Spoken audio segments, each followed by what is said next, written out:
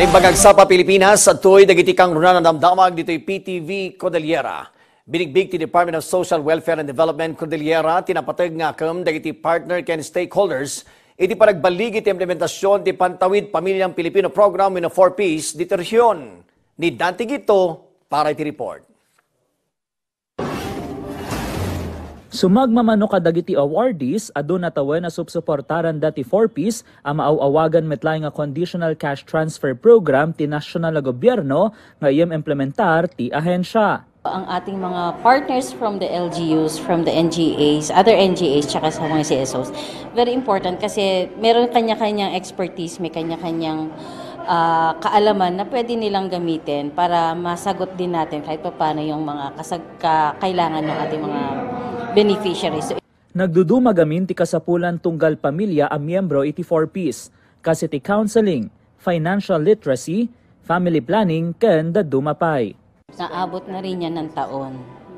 Yung iba, taon na. Yung iba medyo bago-bago pa. But basically, whether they are matagal na or bago lang sila sa programa or bago lang silang partner sa atin, they are all welcome. Dakkel met ti panagyaman ti Department of Health Cordillera ang may isa kadagiti na padayawan na partner ti DSWD. It's not actually the statistics or the data, but the relationship that we, pursue together as partners. Maraming salamat po sa award. Ganun din po siguro ang nararamdaman ng iba.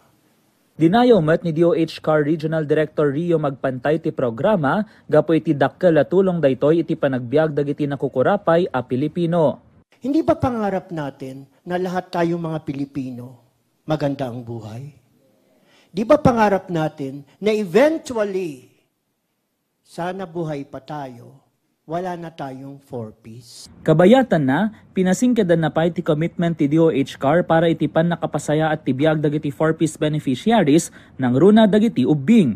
Kinarit na pa dagiti lokal na gobyerno iti rehiyon tapno ad-adda apasaya aten dati pa nang implementar da iti programa tapno nalaklaka maidanon kadagiti nakukurapay nga umili dagiti kanayuna na programa dagiti dadumapay nga ahensya.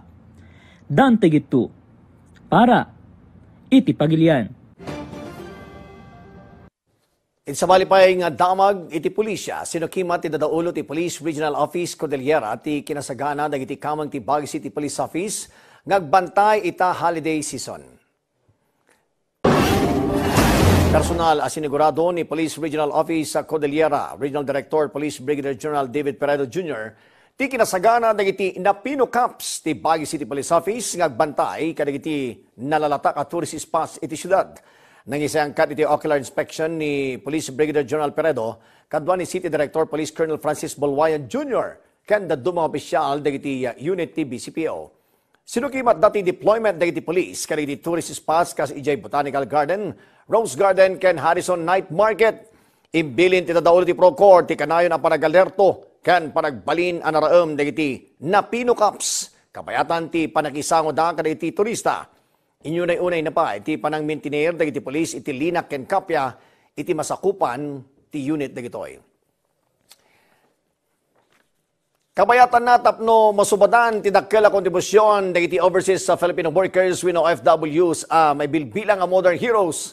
Sagot ti Overseas Workers Welfare Administration Cordillera ti selebrasyon ti Family Day para kadakwada ita a Paskwa. Indanon ti ahensya ti aktibidad kadagiti nagduduma probinsya iti rehiyon. Baban iti tema United by Love, Strengthened by Resiliency. Panggapda pagkaykaysaan dagiti OFWs tapno mapatibker pa iti relasyon dagitoy iti pamilyada.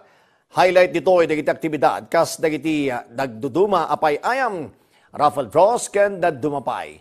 Ti Family Day kat tinawen nga isaysayang kat ti ahensya tapno maparagsakda dagiti OFWs ken pamilyada. Baban iti nitoy, maadanday tinaragsak linangan kadagiti dadumapay amang manggad iti balasyo tao ang nakabakasyon ita ditoy Pilipinas. Pwede nilang dalhin yung pamilya nila para magsalo-salo, magkakilala-kilala. Kasi siyempre sa isang sa probinsya, hindi naman lahat ang kakakilala ng mga OFWs. Pero yung venue na yun, binibigay sa kanila ng OWA para magkasama-sama sila even for yun, every December, once a year.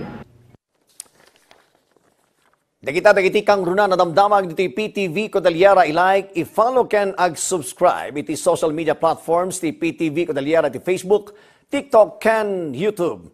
Para iti PTV Balita ngayon sa probinsya, siyak ni Eddie Carta, naimbag ngaldaw.